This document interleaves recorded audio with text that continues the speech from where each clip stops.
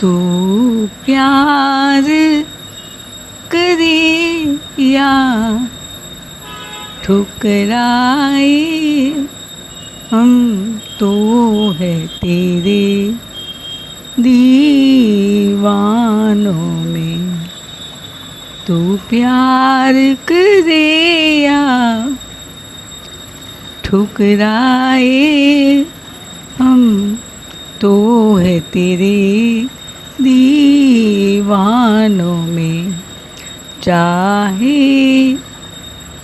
तू हमें अपना न बना, लेकिन न समझ बेगानों में। चाहे तू हमें अपना न बना, लेकिन न समझ बेगानों में।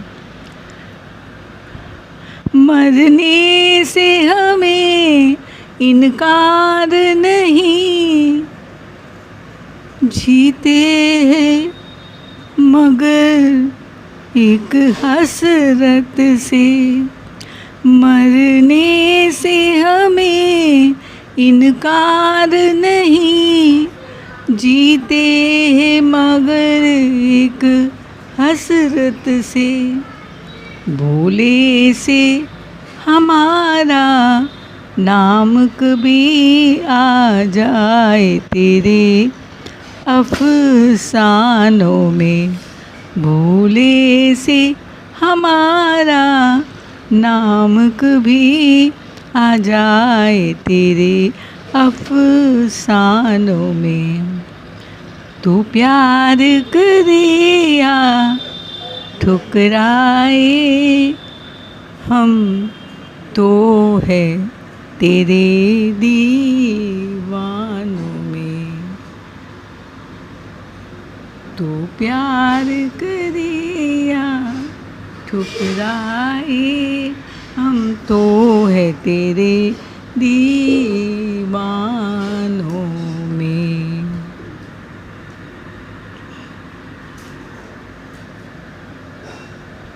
मुझे अब समझ में आया कि मेरी मंजरी की साधना चल रही है, इसीलिए मुझे नित्य सिद्ध सखी बनाने मैं जब जब दिव्य वृंदावन जाती हूँ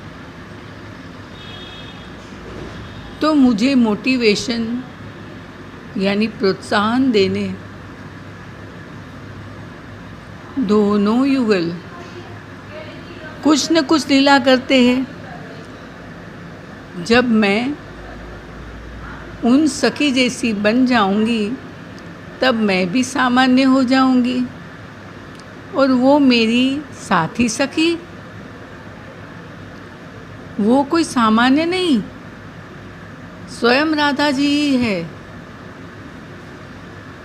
क्योंकि राधा जी तो मेरी गुरु है ही, वही ऐसा दिव्य उपदेश कर सकती है।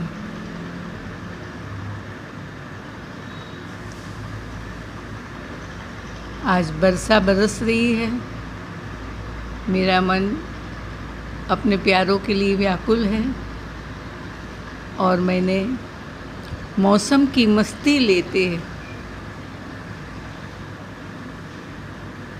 प्रातः निधिवन के श्रृंगार दर्शन के लिए निधिवन से श्रृंगार दर्शन के लिए दिव्य वृंदावन में प्रवेश किया।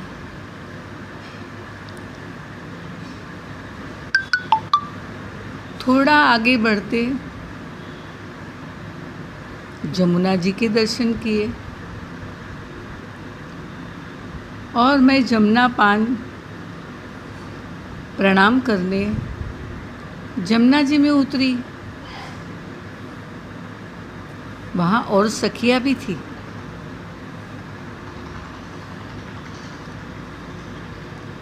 जमुना पान और प्रणाम करके मैं आगे बढ़ी और मोहन बाग आया। मोहन बाग में सुंदर फूलों को स्पर्श करते करते मोहन महल तक पहुंच गई। वहाँ देखा युगल सरकार को वस्त्राभूषण प्रमुख सखियाँ पहना रही थी। अन्य सखियाँ भीड़ लगा के आनंद ले रही थी, जय हो करती थी। मैं राधा जी के चरणों में जाकर बैठ गई। उन्हें पता नहीं चला, क्योंकि ललिता जो मोहन की सिर फेटा बांध रही थी और विशाखा जो मोहन की कमरबंद बांध रही थी और राधा जी उन्हें देख रही थी। मोहन नौटंकी कर रहे थे। सबका ध्यान मोहन पर था। हमारे मन में आया, वो जिधर देख रहे हैं सब उधर देख रहे हैं, वो जिधर देख रहे हैं सब उधर देख रहे हैं। हम तो बस देखने वालों की नजर देख रहे हैं, जो वो जिधर देख रहे हैं सब उधर देख रहे हैं। वस्त्र के बाद आभूषण पहनाए। फिर कोई बोला, अब क्या बाकी? सारे आभूषण तो पहना लिए। मैं बोली धीरे से, चरण पादुका बाकी। सब बोली, ये कौन बोला? मैंने खड़े होके कहा, मैं बोली। तब सब मुझे देखने लगे। राधे श्याम भी मुझे देखने लगे और बोले, तुम कब आई? मैंने कहा, जब ललिता जी स्वामी जी को फेटा पहना रही थी, मैं चरण पादुका दोनों को पहनाने लगी। मोहन ने प्यारी जी से कहा, देख रही हो, ये तो बदल गई। बहुत शर्माती थी, आज तो खुल के बोल रही है। श्री राधे जी बोली, महाराज, ये महाराज का असर है आपके स्पर्श का। मैंने उनकी बात सुन ली तो मैं खड़े होकर प्यारी जी के गले में हाथ डालकर बोली, आपके प्यार में हम बदलने लगे, देख के आपको हम संवरने लगे। इस कदर आप से हमको मोहब्बत हुई, टूट के चरणों में हम बिखरने लगे। आपके प्यार में हम बदलने लगे। आप जो इस तरह से तड़ पाएंगे, ऐसे आलम में पागल हो जाएंगे। वो मिला जिसकी हमें कब से तलाश थी, बेचैन सी इन सांसों में जन्मों की प्यास थी। जिस्म से रूह में हम उतरने लगे, इस कदर आपसे हमको मोहब्बत हुई। टूट के चरणों में हम बिखरने लगे, आपके प्यार में हम संवरने लगे। देख के आपको हम बदलने लगे। सब सखियाँ मेरे भाव की प्रशंसा करने लगी, पर राधे श्याम वन विहार के लिए आगे बढ़ने लगे और मैं पीछे की ओर हटने लगी। राधा रानी बोली, तुम कहाँ पीछे की ओर जा रही हो?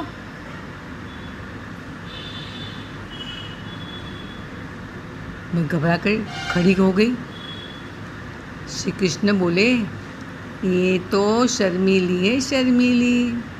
ये तो जंगल में सब सखियों के पीछे और पेड़ के भी पीछे खड़ी रह के हमें देखेगी। क्यों, सही कहा ना? मैंने नीचे देख लिया। श्री कृष्ण बोले, तुम भी हमारे साथ चल सकती हो।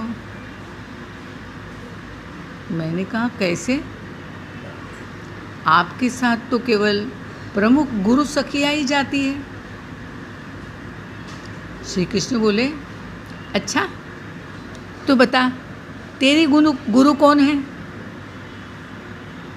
मैं बोल नहीं पाई। मैं राधा जी के चरणों में गिर पड़ी।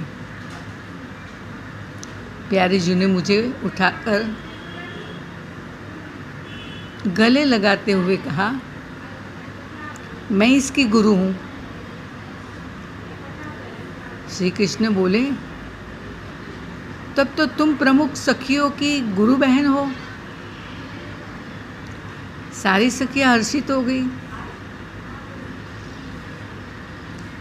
श्री कृष्ण बोले, ये जो सब प्रमुख सखी है ना, अष्ट सखी, उनकी भी गुरु राधा जी ही है और तुम्हारी भी गुरु राधा जी, तो तुम गुरु बहन हुई कि नहीं? मैंने सिर हिला के हाँ कही। श्री कृष्ण बोले, इसीलिए तुम साथ चलो। ये सुनते आनंद के मारे मैं बाग बाग हो गई। मुझे अपने तन का होश नहीं रहा और मेरी आँख खुल गई, मेरा ध्यान टूट गया, पर हृदय में आनंद आनंद छा गया कि मैं भी गुरु सखी हूँ, गुरु बहनों की बहन हूँ। इतनी बड़ी जगह मुझे मिली, गुरु सखी का स्थान मिला और नित्य जाने का उपाय मिला।